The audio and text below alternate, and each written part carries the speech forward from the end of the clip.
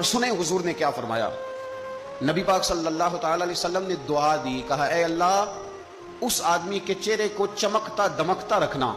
کیا دعا ہے، اور دی اس محبوب نے ہے کہ جو جب دعا کرتے تھے تو اعلیٰ حضرت بریلوی فرماتے ہیں قبولیت نیچے آ جایا کرتی۔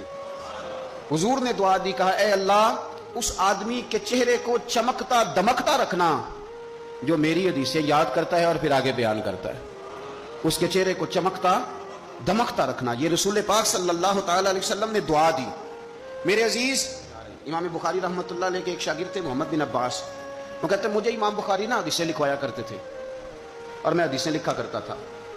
جب آپ حدیث پاک پڑھتے ہیں یا حدیث پاک سنتے ہیں تو کئی دفعہ ایسے ہوتا ہے کہ آپ کوئی واقعہ اچھے طریقے سے پڑھ رہے ہیں حضور کے دور کا صلی اللہ علیہ وسلم، یا سن رہے ہیں، ایسے لگتا ہے کہ وہ منظر آنکھوں کے سامنے گھوم گیا ہے۔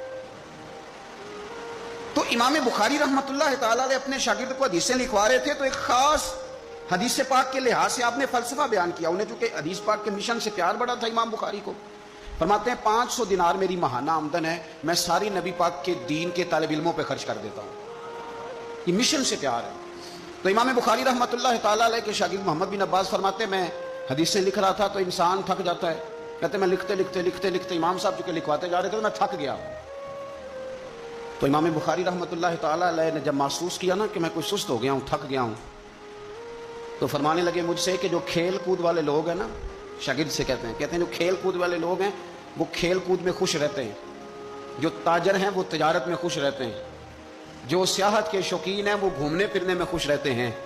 فرمایا تو کتنا خوش نصیب ہے کہ جب سے تو بیٹھا ہے یا نبی پاک علیہ السلام کے ساتھ بیٹھا ہوا ہے یا حضور کے صحابہ کے ساتھ بیٹھا ہوا ہے، وہ یا نبی پاک کی حدیثیں لکھنا، حدیثیں جمع کرنا، حدیثیں بیان کرنا، حدیث کے ساتھ تعلق رکھنا۔